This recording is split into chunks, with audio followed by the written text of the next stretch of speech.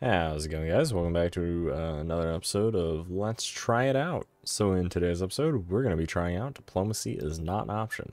So according to Steam, it is a tower defense simulator resource management thing.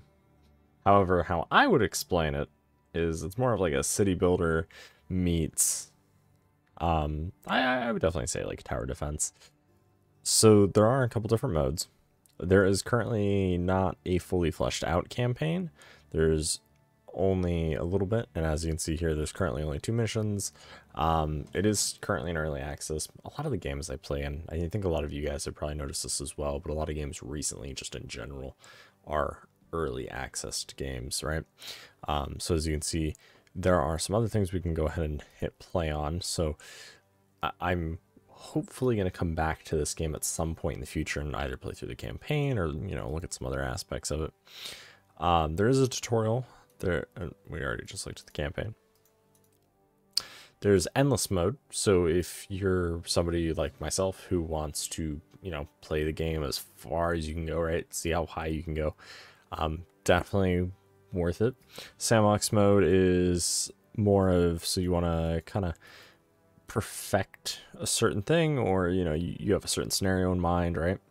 Most games have some sort of sandbox mode. At least games like this will have a sandbox mode that you can try out, and if there's a really just intriguing scenario that you have in your mind, this is definitely the way to go. Or if, for instance, endless mode, I don't know if you can go forever in sandbox mode. I would assume so. I feel like you would. And then challenge mode is basically just presets that the developers have made. So they're a little bit interesting. So kind of as the name suggests, on the right hand side gives you a little bit of information about what it is. And from what I found is, so each of these over here on the left hand side are kind of like a category almost. And then the objectives and things over here are almost like mini missions or like mini storylines. I don't know if all of them connect, although a lot of the names for them are quite funny. Like, I'm a mage, I don't need an army.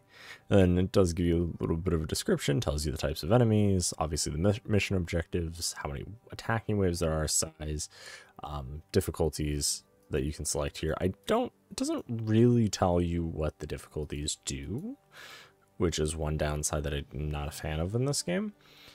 At least right here, it doesn't tell you like, oh, challenge accepted does this, a walk in the park does this, ultra hardcore does this. And that's kind of something I've noticed with a lot of games that I'm not a fan of, is they do word descriptors instead of percents or just hard numbers, right? So a game like, for instance, in the patch notes might say, oh, well, we buffed this, we made XP drop at a significantly higher rate.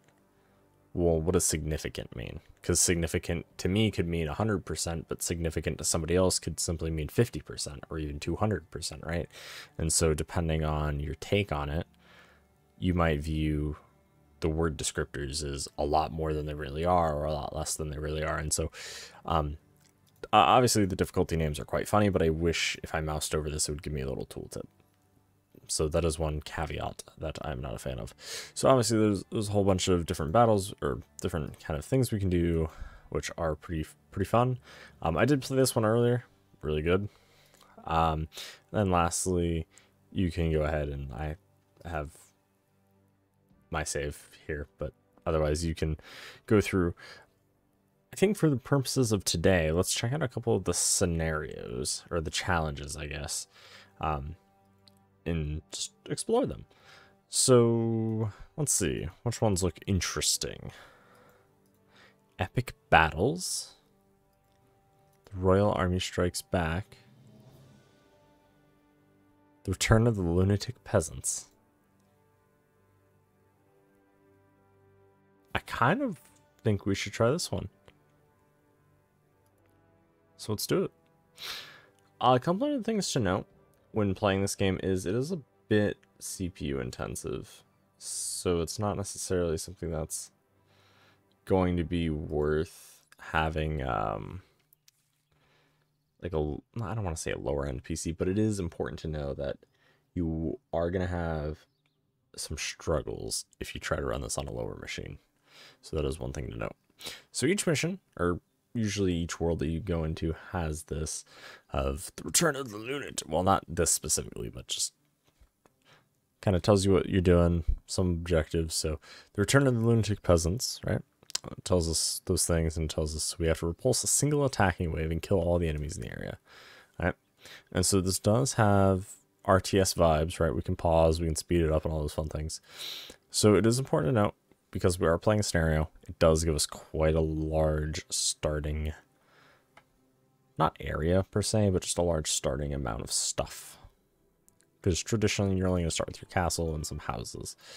And then here we have a bit of an army. Let's see, it's spawned us with some decent units. So I'm going to have these guys probably just come over here for now. Just get them out of the way. And then over there. So we do have pretty much max resources. So I do want to get an army. So in order to get an army, we need people. Okay. So we're going to need workers. And it tells us how much our population growth is per day.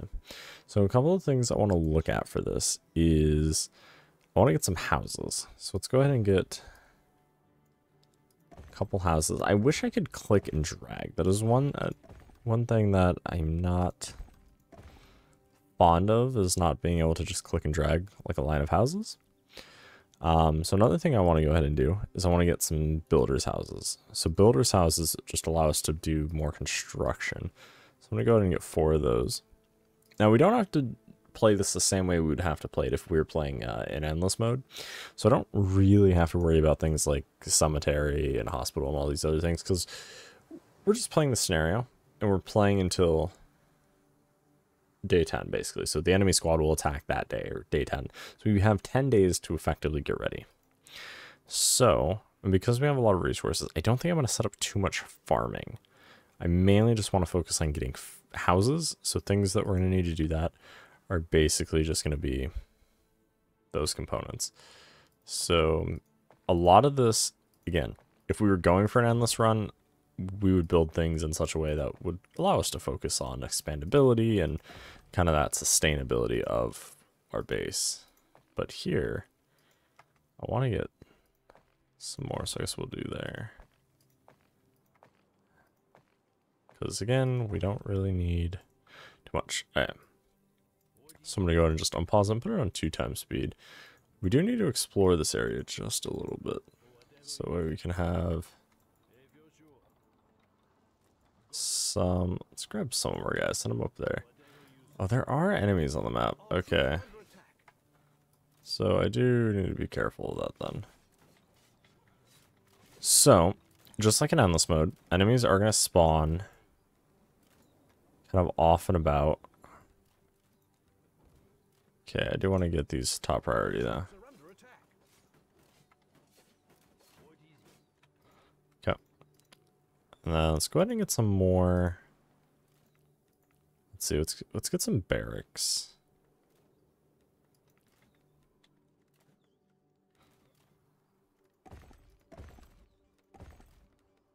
Okay, let's get 4 barracks made. As for housing,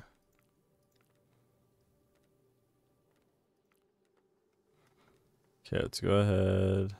Great part is you can rotate your camera and you can go straight down if you want as well.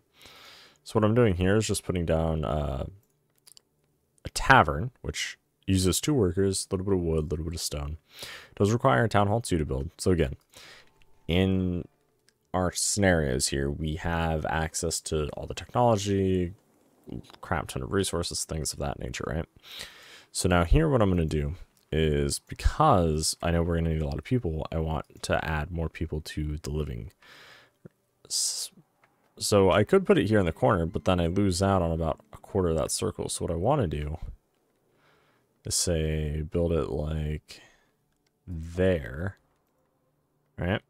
And then we're going to go ahead and plop down, say, a bunch of houses. Now, technically, I guess that's not the most optimal way of doing that one. Nope. Give me... Okay, so if we do that, and then city fountain. Yes. So we do that.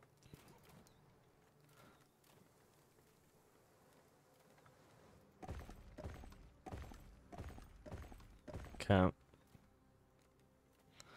And then, so we have 1, 2 tiles here. So we could stick, let's see, we could stick 2 houses there, I think. Let's see. Oh, wrong building. Let's go here. And I am placing down level 3 buildings. Yep. Yeah. Now I'm sure there's probably a most efficient design to placing all this down. I, of course, do not have any of that type of stuff memorized, but something like that, right? So something in a clover. Now, again, it is important to note that as you expand out, you're going to want to kind of set things up, and you do get notifications over here on the side. So like, we're under attack, and we can click it, and it will pull us over to where we're at. So another thing we can look at is like how much food we're consuming, population growth. We can see, well, here's how many people we currently have, and here's how many we have room for. And obviously, if we grow by 29 a day, that tells us how quickly we'll fill up. Here we have available workers. Workers can be used in buildings, but they can also be used in the production of troops. And troops are what we're going to need to defend our lands. So I think what we're going to do, and our goal is basically, all we have to do is defend our town hall, right? So this is the single thing we need to defend, and everything else can pretty much be forgotten about. Now, we do want to keep things going. Obviously, again, if we're in endless mode, we want to protect our individual buildings because everything's going to be key, because it does have a repair cost. But for what our purposes, we don't really need to worry too much. So let's move our flag there. Move our flag there, move our flag there, and move our flag there. Awesome. So we have a bunch of different units. So each unit has their own perks. So you start with swordsmen and basic archers. Now the only difference, archers use a little bit of wood. Then we can unlock healers, axe warriors, spearmen. And so healers will heal your units. Axemen are a little bit better at dealing damage to like a single target, whereas spearmen are a little bit better at kind of just taking the brunt of damage. So it's good if you're dealing with, say, enemy cav or enemy, depending on the type of enemy. I honestly would go with axemen to go more damage. Now, as you unlock things, you'll get like crossbowmen, and then you'll get hammer guy and foot knight. So these guys, we'll actually pause while we look at these, just so that way we don't waste too much time, because we already are on day 4. And so hammer guy is going to basically have big AoE. He's going to do a lot of damage to a bunch of different units. Pretty good. Now, there's also the foot knight, who's very good at taking a lot of hits from like arrows and things. So honestly, what I would recommend is get like a mix of axe warriors and hammer guys. That's what we're going to do for this. We'll see how that works out, and we'll go from there. Because obviously, I don't know what the scenario is going to bring. I've never played this scenario before, but we're going to discover it. And so then we can shift click to add in 5 troops at a time, and you do have a max count here. So 3 by 8, so 24 troops per. And so we're going to do the same thing here. We're going to get a bunch of axemen trained up. Cool. But notice we ran out of people, but that's fine because we are building more buildings over there to our left, and also our population still has plenty of room to grow. So now we have defenses. So we can build up really big defenses and really push kind of that defensive structure. I'm not really sure where they're going to come from. So I think for our purpose here, I'm going to mainly just get, I don't know, we'll say something like that. And then we'll worry about some stuff down here in the south. Okay, we are getting some axemen, which is good. We do need line of sight in order to be able to build, which is something we need to kind of take count of.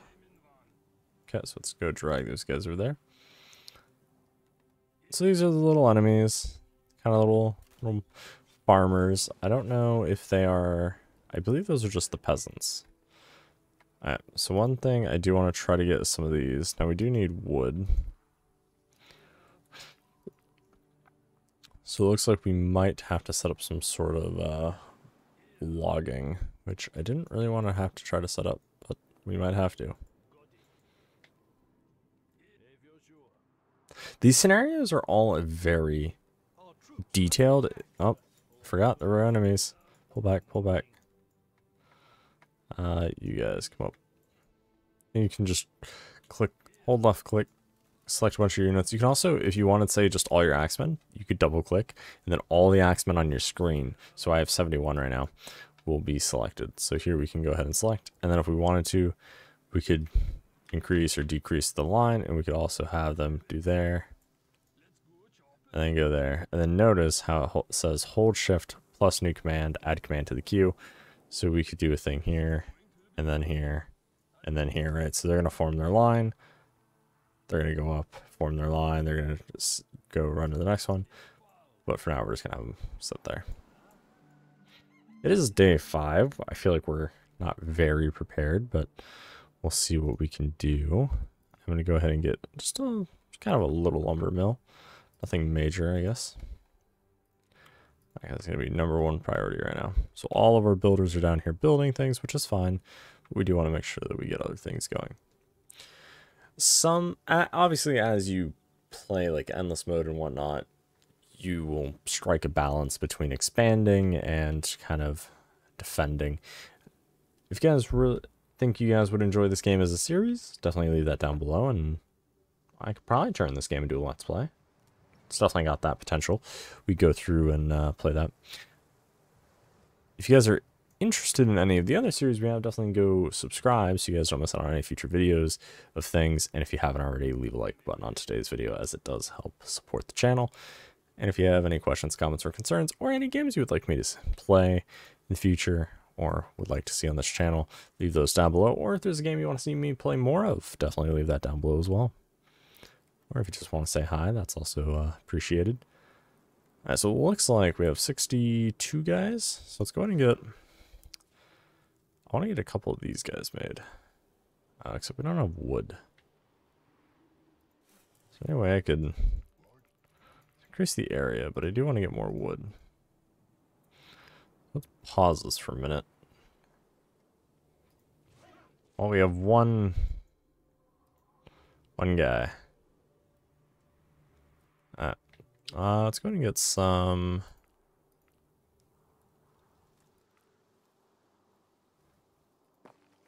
Yeah, let's definitely get more lumber mills going. That is, I think, going to be important. Okay, let's move those guys down just so that they can protect that as it gets built. Cool. So, notice how here we're pretty much consuming all the food that we're producing. So, there are some caveats we have to worry about there, right? So we got to make sure that we don't overgrow, because otherwise if we overgrow... So, say for instance, you were being attacked, a whole horde just came in and you spawned a bunch of troops because you had the people for it.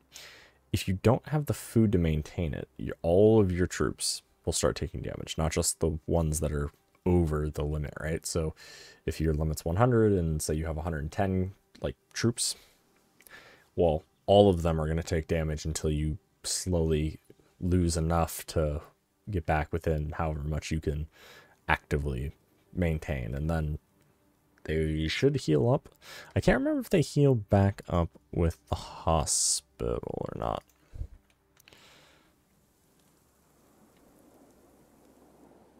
Can't quite remember. So as for all the resources up here at the top, well, we're kind of just waiting on wood to be gathered.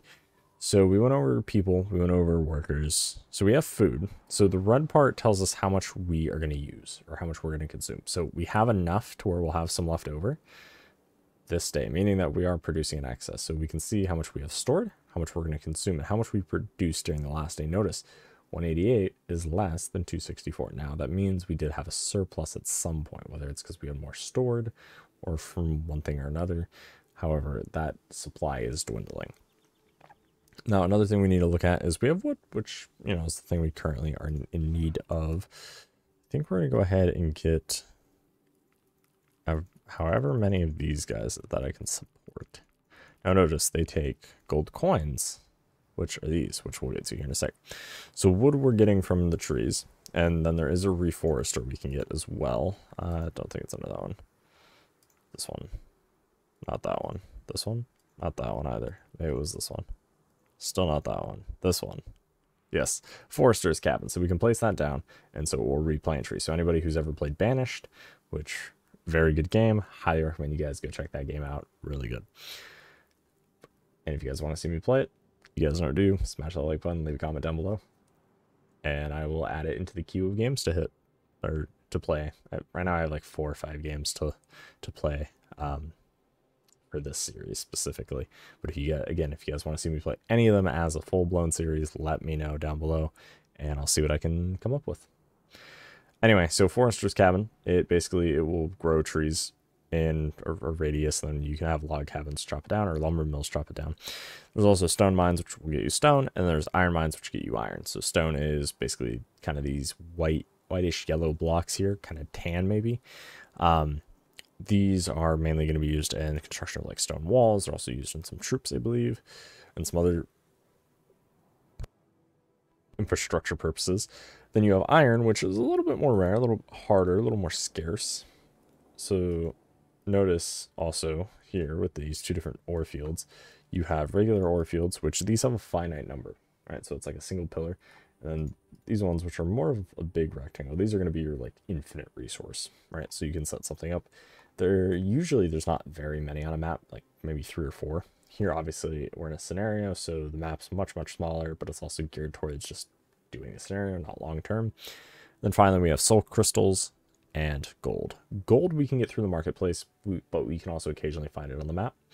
Soul crystals are kind of like power-ups. So you can get them, and then to spend them,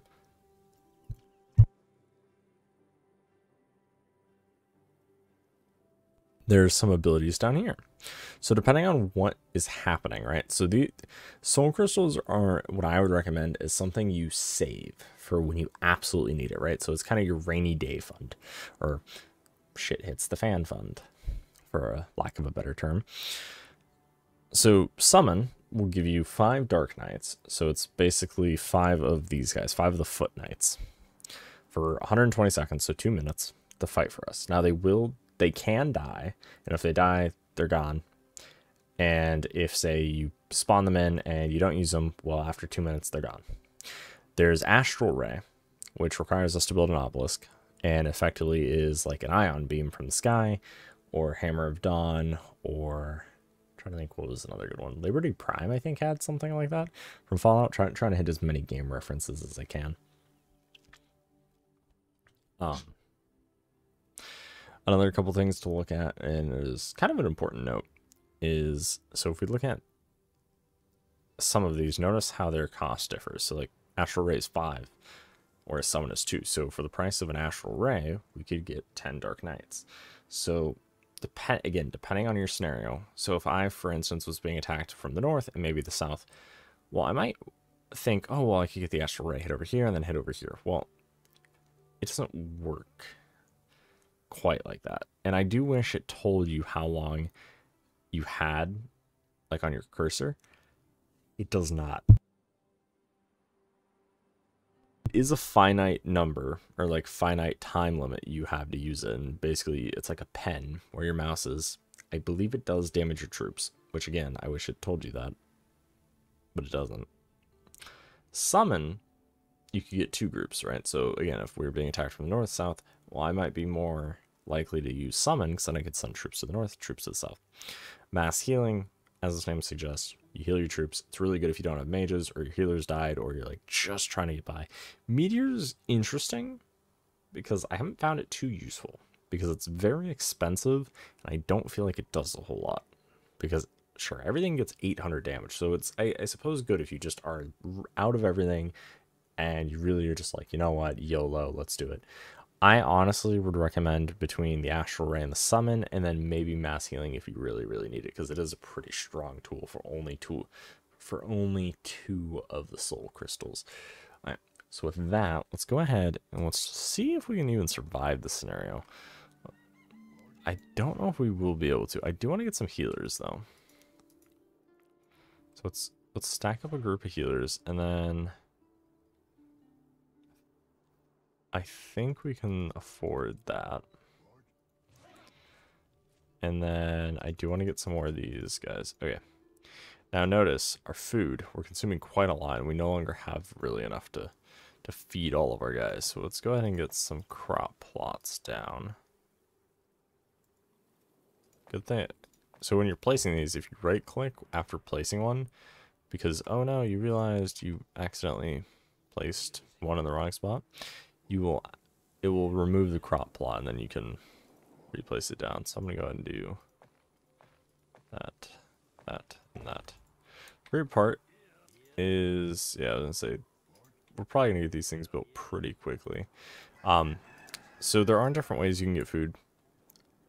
I'm not gonna go over every little like food item and every way to get all the resources. If you want to see me do an extended playthrough of this, we can. But I just want to kind of cover a couple general things, and I felt like scenarios were going to be our best bet. Alright, so we're going to build up some cross-bromen.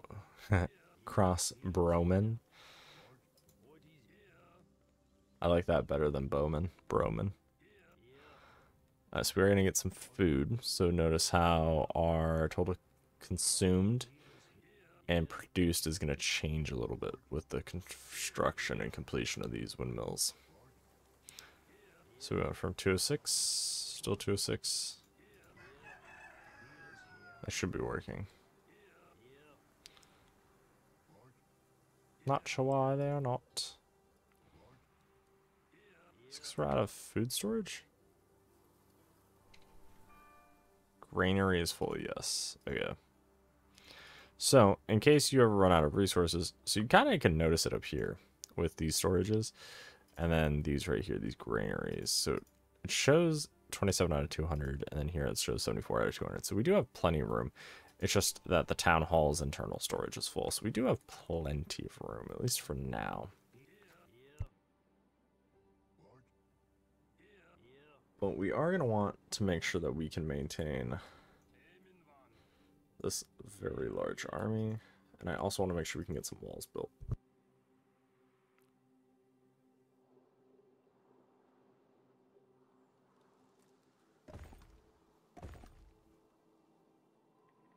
What I'm doing now is just setting up some big platforms for our trebuchets to basically stand on. And what's really cool is, so if I don't want to have to figure out a weird diagonal, I don't have to. And also, I can, if I wanted to, I can just have it build up to a certain point, double clicking, even if I don't have enough resources for it. So that's pretty good. There's also some other mechanics we can have for our troops. We can have them move to a position. We can have them stop. We can have them hold. So they'll attack and they'll return back to the position they were. So it's handy if you want them to not continue to push. So we see where we're at. It does give you a timer. So again, this timer is if you're playing on 1 speed. I'm currently playing on 3 and sometimes switching up to 2 just so that way we can keep... And look, we have a bunch of new notifications. So some of these I kind of wanted us to see. So notice, people are starving, we need more food. So it tells us how much more we need. We need 62 more, and we can look here. And we need 700 or 375. We produce 242, and so that's how much we need. Notice here is some of your workers can't reach a building. So one reason for that is enemies could be there. Another reason could be, say, for instance, it says, oh no, they can't reach this building. Well, that's because all the workers are right there. So what we did is we accidentally blocked them in. So when that happens, oh no, we can just deconstruct it. And so then these workers will repathfind and we're good to go. If also, quick note back on these guys, if we don't put them on hold, right, so that's off, hold's now on. If enemies come, they'll move out, they'll attack, they'll return back to formation. If hold is off, enemies can come and the unit might, say, go off here. Up, spot a new enemy, it might move on, spot a new enemy, move on, and before you know it, your entire line is broken and now you have a big gap. So it's important to usually turn hold on, just so that way you can make sure that that does not happen. Alright, so we do got some healers happening. That should be good.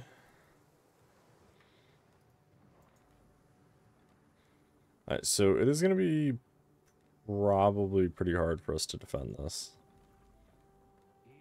just based on how... Come on, get in. There we go.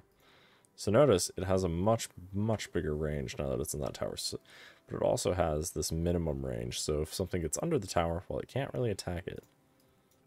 So that's where we're going to want to get some troops up here. Notice it splashed those trees away, meaning we can't harvest those trees. Alright, so we're just going to leave it on 3 speed really quick. See if we can get most everything. So I'm going to put the bulk of my forces here, I think. The auditors say we are running dangerously low on food. Oh, yes. The goal Our troops are under attack. right now is just to survive. I don't think we have enough defenses. This is probably going to end in death, but we'll see. Our units are in combat. We shall see what we get out of this. Also, it is important to note you don't have to put it in a grid like this. You could put it in any sort of grid that makes sense to you. Okay.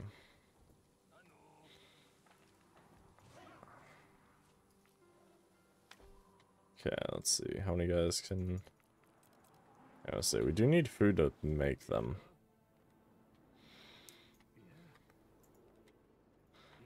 Okay. So we are going to keep trying to get food made, just as kind of a last resort.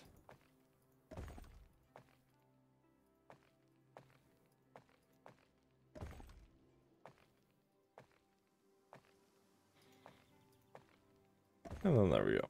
And so it's a bunch more food. And then let's go ahead and get 2 of the trebuchets posted up.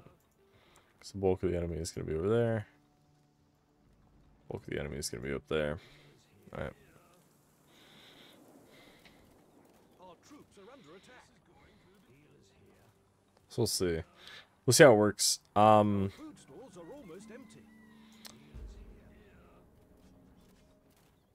But notice, now the enemy is going to pour in. Final assault.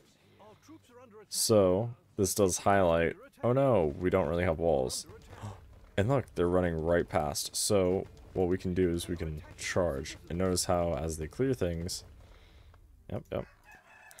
So, something like this is going to make you very ill-prepared for going through. So, this is definitely not how I would recommend building out a base or building out your walls, right? So, I would say that this is a prime example of we kind of overexpanded, but also, again, we're in a scenario. We only had 10 days. And so, it's worth mentioning that you don't want to just immediately expand to a bunch of farms and a bunch of troops. You want to make sure that you can comfortably grow out. And this is going to be really true for if you're playing in Endless, is expand as quickly as you're comfortable with. So that might mean maybe you can expand this quickly, right?